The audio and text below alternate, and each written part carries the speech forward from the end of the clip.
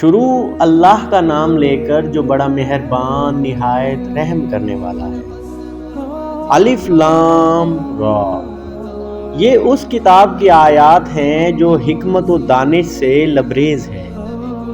کیا لوگوں کے لیے یہ ایک عجیب بات ہو گئی کہ ہم نے خود انہی میں سے ایک آدمی کو اشارہ کیا کہ غفلت میں پڑے ہوئے لوگوں کو چونکا دے، اور جو مان لیں ان کو خوشخبری دے دے کہ ان کے لیے ان کے رب کے پاس سچی عزت و سرفرازی ہے۔ کیا یہی وہ بات ہے جس پر منکرین نے کہا کہ یہ شخص تو کھلا جادوگر ہے؟ حقیقت یہ ہے کہ تمہارا رب وہی خدا ہے جس نے آسمانوں اور زمین کو 6 دنوں میں پیدا کیا، پھر تخت حکومت پر جلوہ گر ہوا اور کائنات کا انتظام چلا رہا ہے۔ کوئی شفاعت سفارش کرنے والا نہیں ہے الا یہ کہ اس کی اجازت کے بعد شفاعت کرے۔ یہی اللہ تمہارا رب ہے، لہذا تم اسی کی عبادت کرو۔ پھر کیا تم ہوش میں نہ آؤ گے؟ اسی کی طرف تم سب کو پلٹ کر جانا ہے۔ یہ اللہ کا پکا وعدہ ہے۔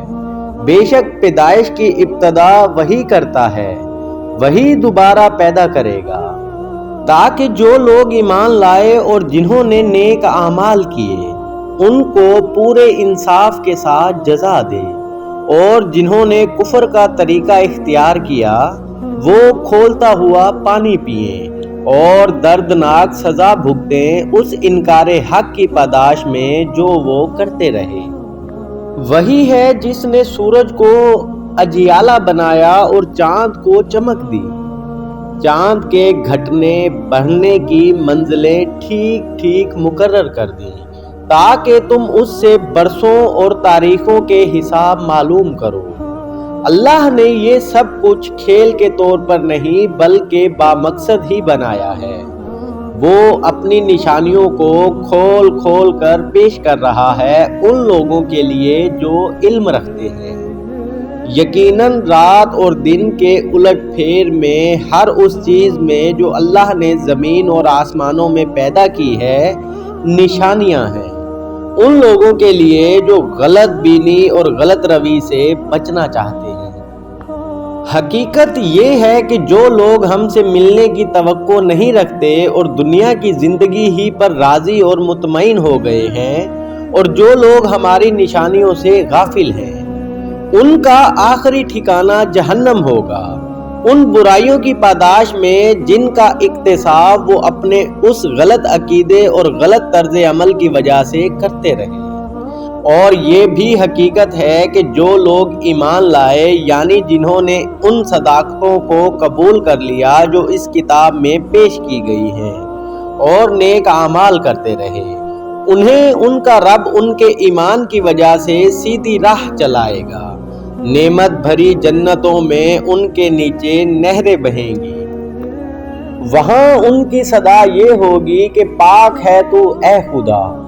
ان کی یہ دعا ہوگی کہ سلامتی ہو، اور ہر ایک بات کا خاتمہ اس پر ہوگا کہ ساری تعریف اللہ رب العالمین کے لیے ہے۔ اگر کہیں اللہ لوگوں کے ساتھ برا معاملہ کرنے میں بھی اتنی ہی جلدی کرتا جتنی وہ دنیا کی بھلائی مانگنے میں جلدی کرتے ہیں، تو ان کی مہلت عمل کبھی کی ختم کر دی گئی ہوتی، مگر ہمارا یہ طریقہ نہیں ہے، اس لیے ہم ان لوگوں کو جو ہم سے ملنے کی توقع نہیں رکھتے ان کی سرکشی میں بھٹکنے کے لیے چھوڑ دیتے ہیں۔ انسان کا یہ حال ہے کہ جب اس پر کوئی سخت وقت آ جاتا ہے تو کھڑے اور بیٹھے اور لیٹے ہم کو پکارتا ہے، مگر جب ہم اس کی مصیبت ٹال دیتے ہیں تو ایسے چل نکلتا ہے گویا اس نے کبھی اپنے کسی برے وقت پر ہمیں پکارا ہی نہ تھا۔ اس طرح حد سے گزر جانے والوں کے لیے ان کے کرتوت خوشنما بنا دیے گئے ہیں۔ لوگوں، تم سے پہلے کی قوموں کو جو اپنے زمانہ میں برسرِ عروج تھی ہم نے ہلاک کر دیا، جب انہوں نے ظلم کی روش اختیار کی اور ان کے رسول ان کے پاس کھلی کھلی نشانیاں لے کر آئے اور انہوں نے ایمان لا کر ہی نہ دیا۔ اس طرح ہم مجرموں کو ان کے جرائم کا بدلہ دیا کرتے ہیں۔ اب ان کے بعد ہم نے تم کو زمین میں ان کی جگہ دی ہے تاکہ دیکھیں کہ تم کیسے عمل کرتے ہو۔ جب انہیں ہماری صاف صاف باتیں سنائی جاتی ہیں تو وہ لوگ جو ہم سے ملنے کی توقع نہیں رکھتے کہتے ہیں کہ اس کے بجائے کوئی اور قرآن لاؤ یا اس میں کچھ ترمیم کرو۔ اے محمد صلی اللہ علیہ وسلم ان سے کہو میرا یہ کام نہیں کہ میں اپنی طرف سے اس میں کوئی تغیر و تبدیل کروں، میں تو بس اس وحی کا پیرو ہوں جو میرے پاس بھیجی جاتی ہے۔ اگر میں اپنے رب کی نافرمانی کروں تو مجھے ایک بڑے ہولناک دن کے عذاب کا ڈر ہے۔ اور کہو اگر اللہ کی مشیت یہی ہوتی تو میں یہ قرآن تمہیں کبھی نہ سناتا اور اللہ تمہیں اس کی خبر تک نہ دیتا۔ آخر اس سے پہلے میں ایک عمر تمہارے درمیان گزار چکا ہوں، کیا تم عقل سے کام نہیں لیتے؟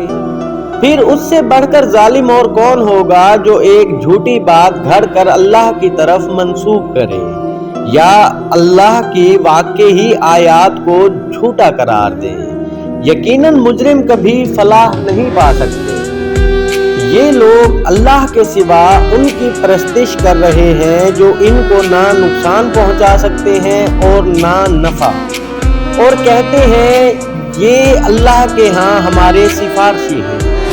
اے محمد صلی اللہ علیہ وسلم ان سے کہو کیا تم اللہ کو اس بات کی خبر دیتے ہو جسے نہ وہ آسمانوں میں جانتا ہے نہ زمین میں؟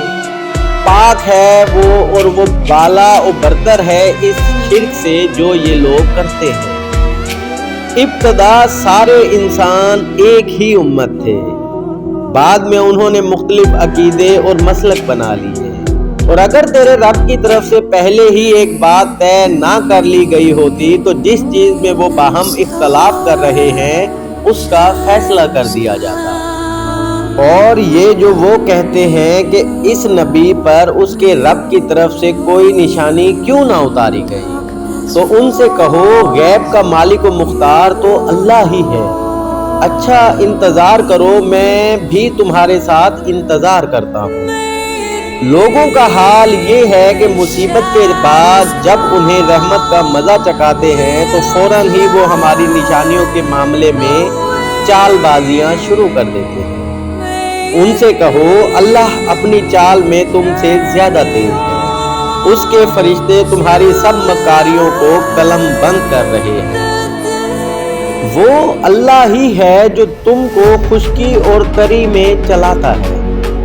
چنانچہ جب تم کشتیوں میں سوار ہو کر بعد موافق پر فرحاں اور شاداں سفر کر رہے ہوتے ہو اور پھر یکا یک بعد مخالف کا زور ہوتا ہے اور ہر طرف سے موجوں کے تھپیڑے لگتے ہیں اور مسافر سمجھ لیتے ہیں کہ طوفان میں گھر گئے، اس وقت سب اپنے دین کو اللہ ہی کے لیے خالص کر کے اس سے دعائیں مانگتے ہیں کہ اگر تو نے ہم کو اس بلا سے نجات دے دی تو ہم شکر گزار بندے بنیں گے، مگر جب وہ ان کو بچا لیتا ہے تو پھر وہی لوگ حق سے منحرف ہو کر زمین میں بغاوت کرنے لگتے ہیں۔ لوگوں تمہاری یہ بغاوت الٹی تمہارے ہی خلاف پڑ رہی ہے، دنیا کے چند روزہ مزے ہیں لوٹ لو، پھر ہماری طرف تمہیں پلٹ کر آنا ہے، اس وقت ہم تمہیں بتا دیں گے کہ تم کیا کچھ کرتے رہے ہو۔ دنیا کی یہ زندگی جس کے نشے میں مست ہو کر تم ہماری نشانیوں سے غفلت برت رہے ہو، اس کی مثال ایسی ہے جیسے آسمان سے ہم نے پانی برسایا تو زمین کی پیداوار جسے آدمی اور جانور سب کھاتے ہیں خوب گھنی ہو گئی، پھر عین اس وقت جب کہ زمین اپنی بہار پر تھی اور کھیتیاں بنی سمری کھڑی تھی اور ان کے مالک سمجھ رہے تھے کہ ہم ان سے فائدہ اٹھانے پر قادر ہیں، یکا یک رات کو یا دن کو ہمارا حکم آ گیا اور ہم نے اسے ایسا غارت کر کے رکھ دیا گویا کل وہاں کچھ تھا ہی نہیں۔ اس طرح ہم نشانیاں کھول کھول کر پیش کرتے ہیں ان لوگوں کے لیے جو سوچنے اور سمجھنے والے ہیں۔ तुम इस नापायदार जिंदगी के फरेब में मुब्तला हो रहे हो और अल्लाह तुम्हें दारुस्सलाम की तरफ दावत दे रहा है। हदायत उसके इख्तियार में है, जिसको वो चाहता है सीधा रास्ता दिखा देता है। जिन लोगों ने भलाई का तरीका इख्तियार किया उनके लिए भलाई है और मजीद फजल। उनके चेहरों पर वो स्याही और जिल्लत न छाएगी। वो जन्नत के मुस्तहिक हैं जहां वो हमेशा रहेंगे। और जिन लोगों ने बुराइयां कमाई उनकी बुराई जैसी है वैसा ही वो बदला पाएंगे। जिल्लत उन पर मुसल्लत होगी, कोई अल्लाह से उनको बचाने वाला न होगा। उनके चेहरों पर ऐसी तारीकी छाई हुई होगी जैसे रात के स्याह पर्दे उन पर पड़े हुए हों। वो दोज़ख के मुस्तहिक हैं जहां वो हमेशा रहेंगे। जिस रोज हम उन सब को एक साथ अपनी अदालत में इकट्ठा करेंगे, फिर उन लोगों से जिन्होंने शिर्क किया कहेंगे कि ठहर जाओ, तुम भी और तुम्हारे बनाए हुए शरीक भी। फिर हम उनके दरमियान से अजनबियत का पर्दा हटा देंगे और उनके शरीक कहेंगे कि तुम हमारी इबादत तो नहीं करते थे। हमारे और तुम्हारे दरमियान अल्लाह की गवाही काफी है। अगर तुम हमारी इबादत करते भी थे तो हम तुम्हारी उस इबादत से बिल्कुल बेखबर थे। उस वक्त हर शख्स अपने किए का मजा चख लेगा। सब अपने हकीकी मालिक की तरफ फेर दिए जाएंगे और वो सारे झूठ जो उन्होंने घर रखे हैं गुम हो जाएंगे। उनसे पूछो, कौन तुमको आसमान और जमीन से रिज्क देता है? ये समात और बिनाई की कुव्वतें किसके इख्तियार में हैं? कौन बेजान में से जानदार को और जानदार में से बेजान को निकालता है? कौन उसके नज़्म आलम की तदबीर कर रहा है? वो जरूर कहेंगे कि अल्लाह। कहो, फिर तुम हकीकत के खिलाफ चलने से परहेज नहीं करते? तब तो यही अल्लाह तुम्हारा हकीकी रब है।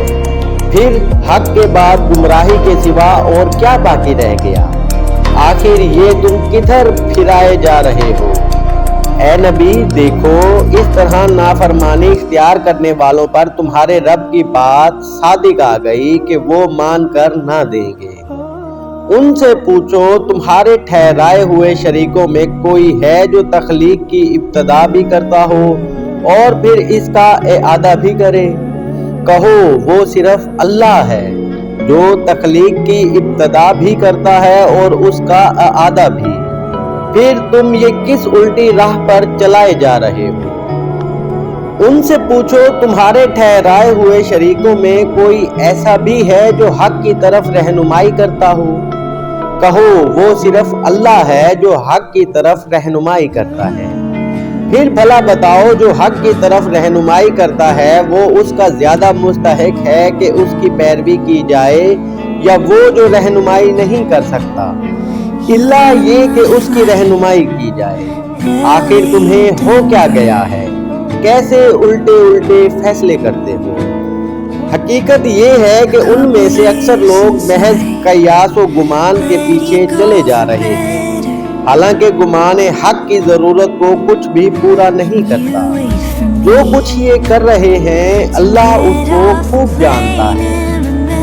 और ये कुरान वो चीज नहीं जो अल्लाह की वही और तालीम के बगैर तस्नीफ कर लिया जाए, बल्कि ये तो जो कुछ पहले आ चुका था उसकी तस्दीक और अल किताब की तफसील है।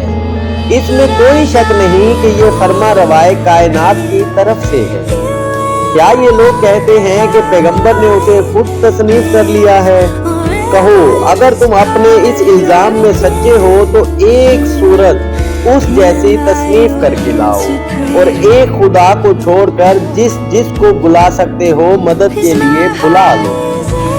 असल ये है कि जो चीज उनकी इल्म की गिरफ्त में नहीं आई और जिसका माल भी उनके सामने नहीं आया उसको उन्होंने खामखा झुटला दिया।